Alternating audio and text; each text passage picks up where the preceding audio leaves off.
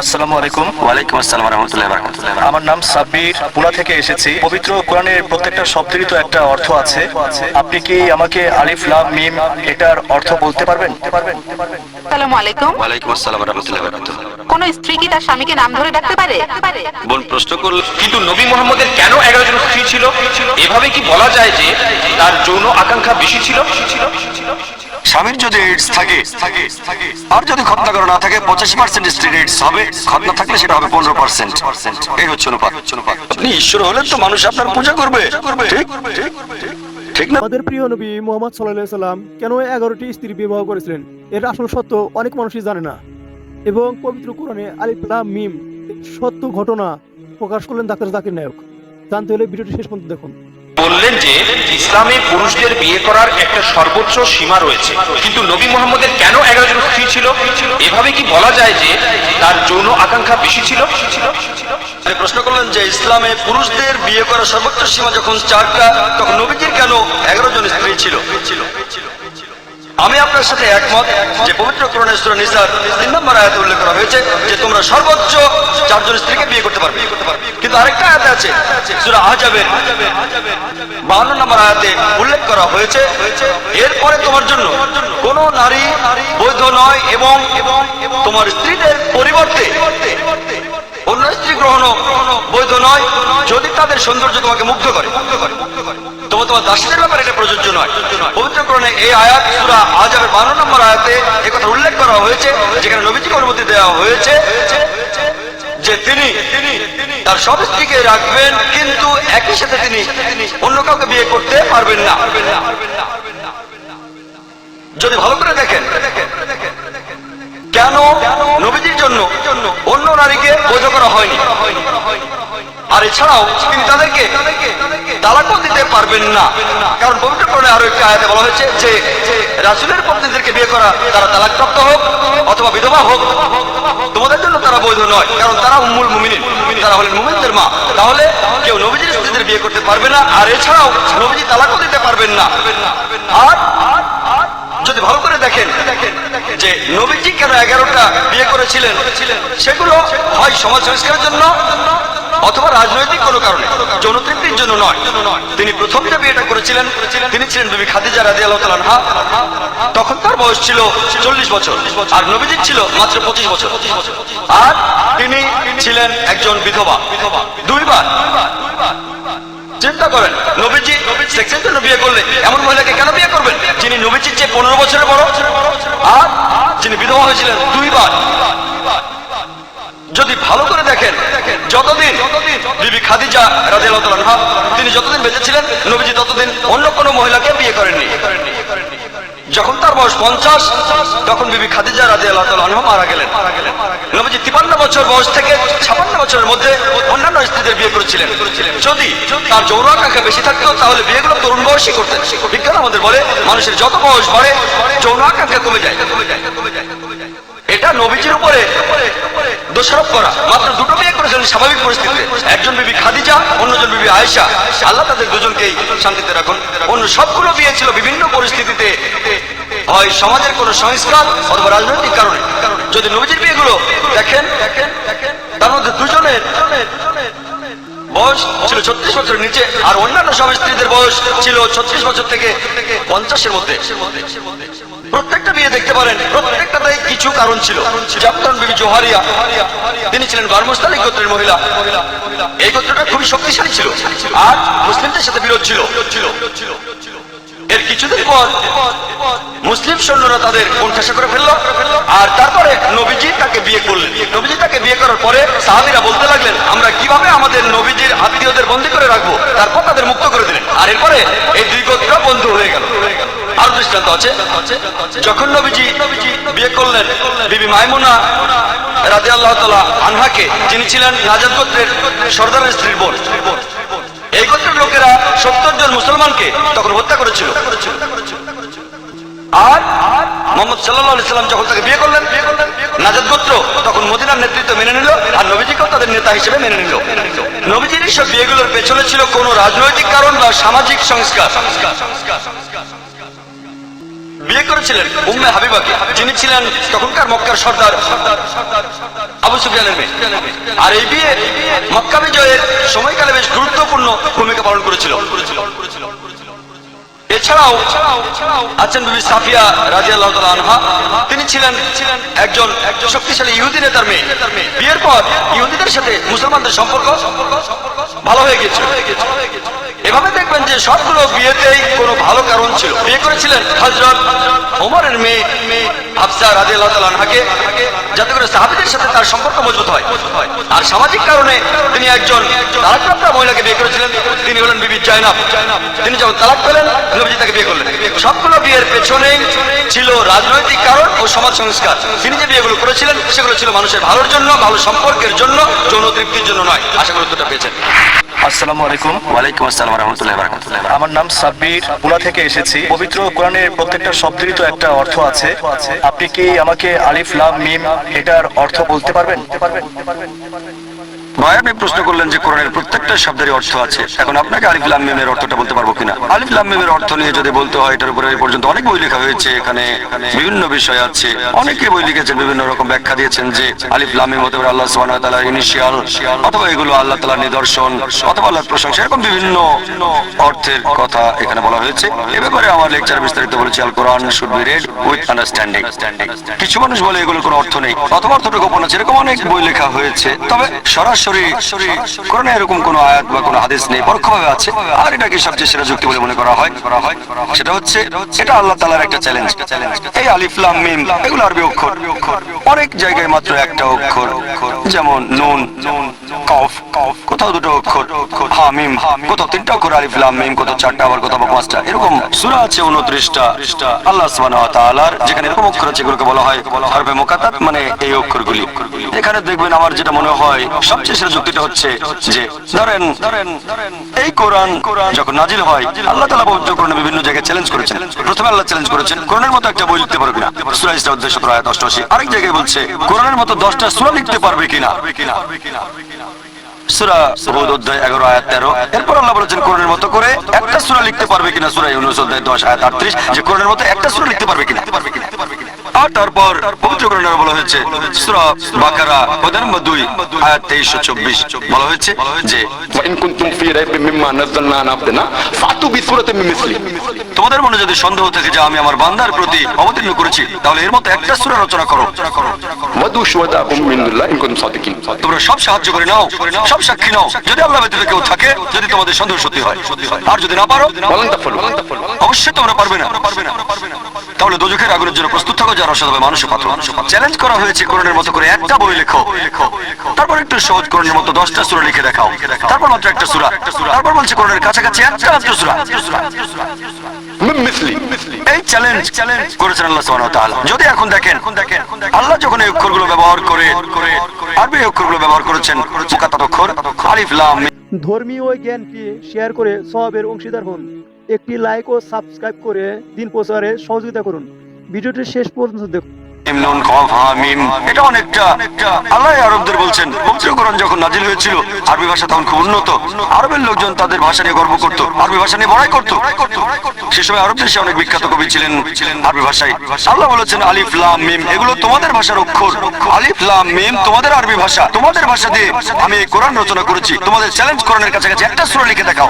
এটা একটা অলৌকিক। আল্লাহ বলেছেন আলিফ লাম মিম হা মিম নুন কফ এগুলো দিয়ে, যেমন ধরেন এখনকার দিনে আমরা জানি মানুষের শরীর কি দিয়ে তৈরি, বৈজ্ঞানিক ভাবে জানি শরীরে পানি আছে, এটা আছে, ওটা আছে, কিন্তু মানুষ তৈরি করতে পারবো না। মানুষের শরীরের বিভিন্ন উপাদানগুলো আমরা বাজার থেকে কিনতে পারবো, কিন্তু মানুষ তৈরি করতে পারবো না। আসল জিনিস হচ্ছে জীবন। একইভাবে আল্লাহ বলেছেন এগুলো তোমাদের অক্ষর, আলিফ লাম মিম ইংরেজি ভাষায় যেমন আছে এবিসিডি, আলিফ লাম মিম হা মিম। আমি এই কোরআন লিখেছি, কোরআনের মতো একটা সূরা তোমরা লিখে দেখাও। এটা কখনোই তোমরা করতে পারবে না।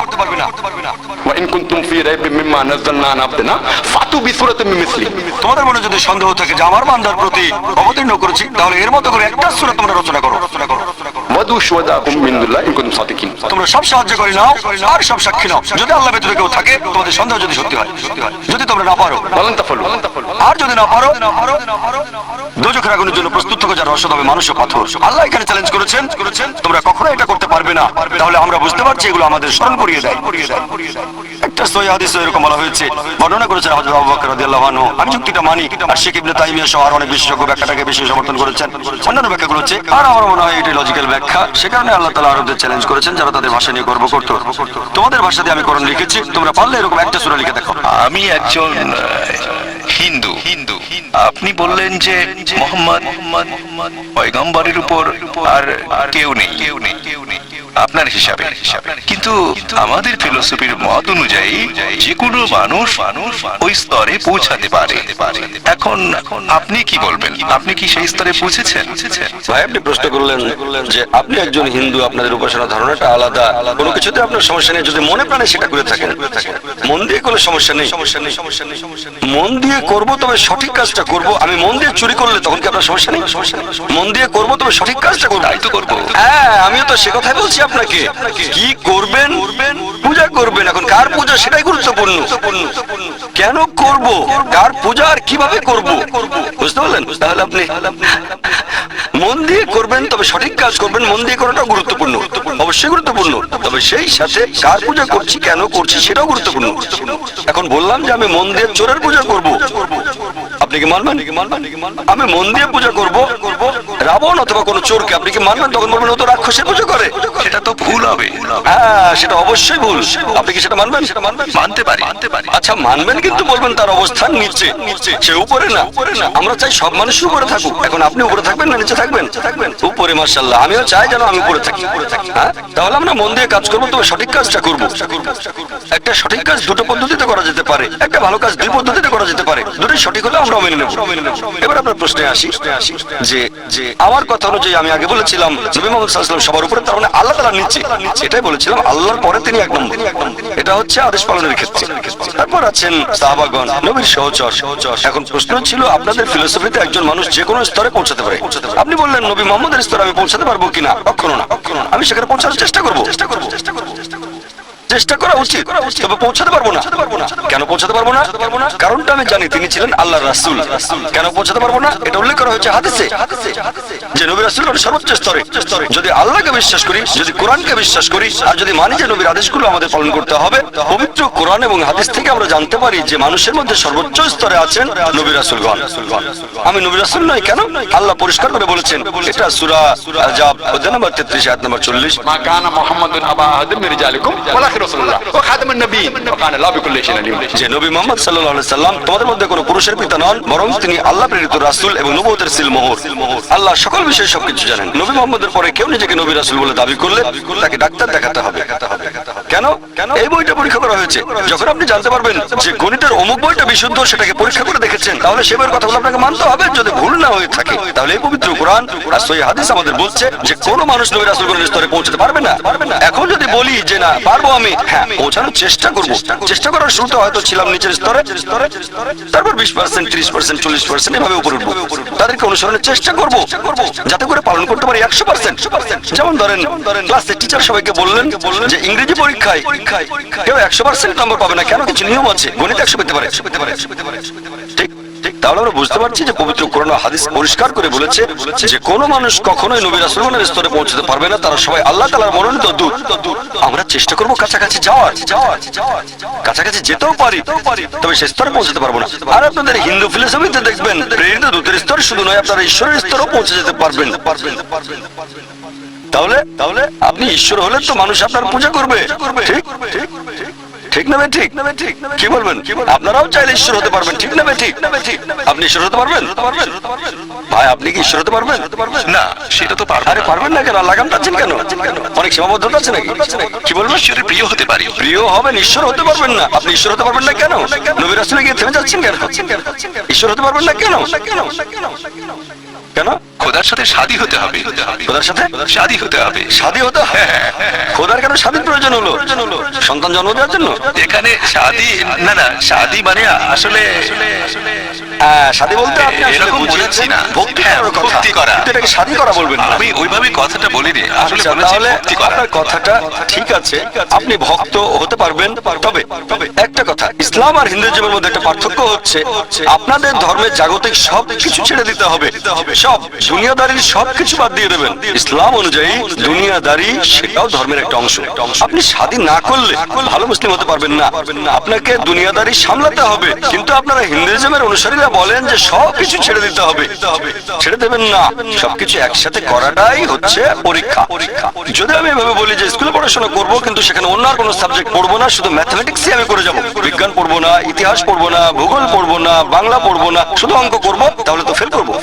হ্যাঁ, আমি অঙ্কে বিশেষজ্ঞ হতে পারি, তবে ইতিহাসে অন্তত পাস করতে হবে 35%, বিজ্ঞানে তো কমপক্ষে 35% পেতে হবে। একটাতে বিশেষজ্ঞ হলেও অন্তত বাকিগুলো তো পাস তো করতে হবে। আমি যখন মেডিকেল কলেজে পড়তাম তখন করেছিলাম এমবিবিএস, তারপর স্পেশালাইজ করলে এমবিবিএস এর পরে সেটা হতে পারে এমডি বা হার্টের উপর বিশেষজ্ঞ ডিএম। তাহলে হার্ট সম্পর্কে অনেক জানতাম, ব্রেন সম্পর্কেও কিছুটা জানতাম, কিন্তু ব্রেনের ব্যাপারে কিছুই না জানলে হার্টের চিকিৎসা করবো কিভাবে? আমি ব্রেন সম্পর্কে বেসিক জ্ঞান থাকলেই তো হার্টের চিকিৎসা করতে পারবো।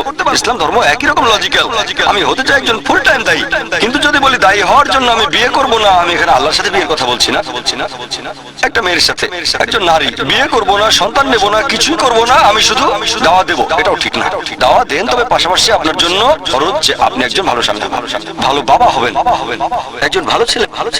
যদিও পৃথিবীর সবচেয়ে ভালো ছেলে না হও, তবুও বেশি না হলে কমপক্ষে 35% তো হও, বুঝলেন? সবচেয়ে ভালো স্বামী হতে পারবেন না, কমপক্ষে 35% তো হওয়ার চেষ্টা করেন। আমি সবচেয়ে ভালো পিতা নই, কিন্তু কমপক্ষে 35% তো হওয়ার চেষ্টা করেন। দাওয়ার উপর স্পেশালাইজেশন। সেজন্য ইসলাম ধর্মে আল্লাহর অবস্থানে, আপনি বলতে পারেন ঈশ্বরের অবস্থানে পৌঁছানো যাবে না। কেন? কারণ আপনি চাইলেও ঈশ্বর হতে পারবেন না। সর্বশক্তিমান ঈশ্বর কোনো মানুষ নন, সেজন্য পৌঁছাতে পারবেন না। নবী রাসূলগণ মানুষ, তবে তারা আল্লাহ তাআলার মনোনীত। আল্লাহ তাআলা এই মানুষদের মনোনীত করেছেন। এরা হচ্ছেন সর্বোচ্চ স্তরের মানুষ, তবে তারা মানুষ, আল্লাহ বা ভগবান নন। আমরা তাদের পুজো করবো না, তাদের উপাসনা করবো না, তাদের ইবাদত করবো না, তাদের সম্মান করবো, তাদের কথাগুলো মেনে চলবো। এই হচ্ছে পার্থক্য। অমুসলিমদের কিভাবে বোঝাবো যে প্রস্রাব নোংরা, এর ফোঁটা জামা কাপড়ের উপর পড়া উচিত না, এটা তাদের কিভাবে বোঝাবো? আপনার দ্বিতীয় প্রশ্ন, অমুসলিমদের কিভাবে বোঝাবেন যে প্রস্রাব নোংরা, অপবিত্রতায় পরিষ্কার করতে হবে? এটা এখন আমাদের মানুষের যে প্রস্রাব, এটা নাজিস বৈজ্ঞানিক ভাবে, কারণ এটা শরীরের বর্জ্য মানে যে জিনিসগুলো প্রয়োজন নেই বের হয়ে যাচ্ছে। এভাবে দেখলে এটা নাজিস, কারণ এটা হচ্ছে একটা বর্জ্য পদার্থ। তার মানে এই না যে অন্য সব পশুর প্রস্রাব হারাম বা নাজিস, বেশিরভাগই হয়তো তাই। আর মানুষের প্রস্রাবের ব্যাপারে যদি বলতে হয়, এটা একটা বর্জ্য পদার্থ যেটার প্রয়োজন নেই। এখন ব্যাপারটা হচ্ছে আমরা ইসলামিক নিয়মে কেন এরকম বলি? এভাবে বলার একটা বৈজ্ঞানিক কারণ আছে। আল্লাহ বলেছেন, আমরা বিশ্বাস করি। কেন আল্লাহ বলেছেন, নবী বলেছেন, মেনে চলছি। তবে লজিক্যাল কারণও ভাবতে পারি। আমরা যখন প্রকৃতিটাকে সাড়া দিই, সবসময় পানি ব্যবহার করি অথবা প্রসবের ফোঁটা মুছে ফেলি। কেন? প্রথম কারণ মুসলিমের খতনা দেওয়া থাকে। খতনা না থাকলে বিভিন্ন অসুখ হতে পারে, প্রেপুলিসে জমা হতে পারে স্পেগমা, তারপর হতে পারে হেপাটাইটিস, এইডস হওয়ার সম্ভাবনাও বেশি থাকে। এই সেদিনের জরিপ, যাদের খতনা করা তাদের এইডস হওয়ার সম্ভাবনা অনেক কম থাকে। খতনা করা লোকের যৌন সঙ্গীরও এইডস হওয়ার সম্ভাবনা অনেক কম থাকে। দুজনে তাহলে এইডস হওয়াটা কঠিন, অসম্ভব না, সম্ভাবনা কম। আবার কারো এইডস থাকলেও তার স্ত্রী সহজে আক্রান্ত হয় না। আমেরিকা জরিপ চালিয়েছিল একটা উগান্ডায়, স্বামীর যদি এইডস থাকে আর যদি খতনা করা না থাকে, 85% স্ত্রীর এইডস হবে। খতনা থাকলে সেটা হবে 15%। এই হচ্ছে অনুপাত। এটা একটা রিসার্চ, কতটা সত্য সেটা জানি না, তবে বিজ্ঞানে প্রতিষ্ঠিত একটা সত্য। খতনা দেওয়া থাকলে বিভিন্ন রকমের যৌনরোগ হওয়ার সম্ভাবনা অনেক কম থাকে। এছাড়াও যদি খতনা দেওয়া না থাকে আর প্রকৃতিটাকে সারা দেন, কিছু ফোঁটা থেকে গেলে ইনফেকশন হতে পারে। যদি খতনা দেওয়া থাকে তারপর পরিষ্কার করবেন, পরিষ্কার করা ভালো। এগুলো থেকে অসুখ হতে পারে, রোগ জীবাণু ছড়াতে পারে, অস্বাস্থ্যকর। কেউ বলবে না যে এটা স্বাস্থ্যকর, কোন ডাক্তার বলবে না স্বাস্থ্যকর, হয়তো এটা চলতে পারে, সেটা আলাদা কথা। পশ্চিমারা যখন প্রকৃতির ডাকে সাড়া দেয়, হয়তো ফ্ল্যাশ করে তখন কয়েক টন পানি ফেলে, কিন্তু শরীরে এক ফোঁটা দেয় না। ঠিক, তাহলে ইসলাম স্বাস্থ্যকর ধর্ম। বৈজ্ঞানিক ভাবে আধুনিক এভাবে আপনি তাদের বোঝাতে পারেন। আশা করি। আসসালামু আলাইকুম। ওয়ালাইকুম আসসালাম ওয়া রাহমাতুল্লাহি ওয়া বারাকাতুহু। কোন স্ত্রী কি তার স্বামীকে নাম ধরে ডাকতে পারে? বোন প্রশ্ন করলেন, কোন স্ত্রী কি তার স্বামীকে নাম ধরে ডাকতে পারবে? কোনো সমস্যা নেই, অবশ্যই ডাকতে পারবে, কেউ বাধা দেবে না। এটা হলো ইন্ডিয়ান কালচার। স্বামীকে বলা হয় শুনছো, নাম বলা যাবে না। কেন? শুনছো অথবা এই দেখো, তারপর আহমদের আব্বু। ঠিক আছে, সমস্যা নেই, এটা ইসলামিক। কারণ আবু আহমদ অথবা আবু সিরাজ। আর ইন্ডিয়ান কালচারে এই ইসলামিক নিয়ম হয়ে যায় অমুকের আব্বা। তারা অমুকের আব্বা বলছে, স্বামীর নাম নিতে চাচ্ছে না, কারণ এটা ইন্ডিয়ান কালচার। স্বামীর নাম স্ত্রী উচ্চারণ করবে না, ইন্ডিয়ান কালচার। স্ত্রী স্বামীর নাম উচ্চারণ করবে না, এটা আসলে ইন্ডিয়ান কালচার, ইসলামের না। ইসলামের নাম বলা যাবে, তবে আপনাদের বড় সন্তানের বাবা বলেও ডাকতে পারেন, এটার অনুমতি আছে। এটা আরব কালচার। এটা ইসলামিক কালচার না, আরব কালচার। আরবে আছে, আর এটা ইসলামেরও একটা অংশ যে রোজ কিয়ামতের দিনে পুনরুত্থানের পর আমাদের বাবার নাম দিয়ে ডাকা হবে, তাই নাম ধরে ডাকলে কোনো সমস্যা নেই। এছাড়া অন্য কোনো জায়গায় স্ত্রী যদি স্বামীকে নাম ধরে ডাকে কোনো সমস্যা নেই। আমাদের নবীজির স্ত্রীগণ তাদের স্বামীকে সম্বোধন করতেন ইয়া রাসূলুল্লাহ বলে। কারণ তিনি তো রাসূলুল্লাহ। না, তারা তো নাম ধরে রাখতেন না। হ্যাঁ, কারণ তিনি তো নবী ছিলেন। যদি আপনি কোনো নবীকে বিয়ে করেন, দেরি হয়ে গেছে, অনেক দেরি হয়ে গেছে। ধন্যবাদ। রাসূলুল্লাহ তো অনেক বড় সম্মান। তিনি স্বামী ছিলেন হযরত খাদিজা, হযরত আয়েশার, আল্লাহ তাদের শান্তিতে রাখুন। যেহেতু তিনি রাসূল ছিলেন, এমনকি সাহাবীগণও তাকে রাসূলুল্লাহ বলতেন। শুধু তার স্ত্রীগণ না, এমনকি সাহাবীগণও তাকে বলতেন রাসূলুল্লাহ, তার সহচরগণও বলতেন রাসূলুল্লাহ, কারণ তিনি তো রাসূল। এটা তো আরো ভালো। তবে স্ত্রীগণ নাম ধরে ডাকতে পারতেন, যেহেতু তিনি আল্লাহর রাসূল, তারা সেজন্য আরো বেশি সম্মান দেখাতেন। একইভাবে আপনার স্বামী কোনো কোম্পানির ডিরেক্টর হলে তাকে ডিরেক্টর বলেও ডাকতে পারেন, কোনো সমস্যা নেই। আপনার স্বামীর যে পেশা, তিনি ডাক্তার হলে ডাক্তার বলেও ডাকতে পারেন, সমস্যা নেই। আপনার যেভাবে ইচ্ছা সেভাবেই স্বামীকে ডাকবেন, তবে তাকে ছোট করবেন না, অপমান করবেন না, কোনো সমস্যা নেই। ভিডিওটি ভালো লাগলে চ্যানেলটি সাবস্ক্রাইব করুন এবং দিন প্রচারে সহায়তা করুন।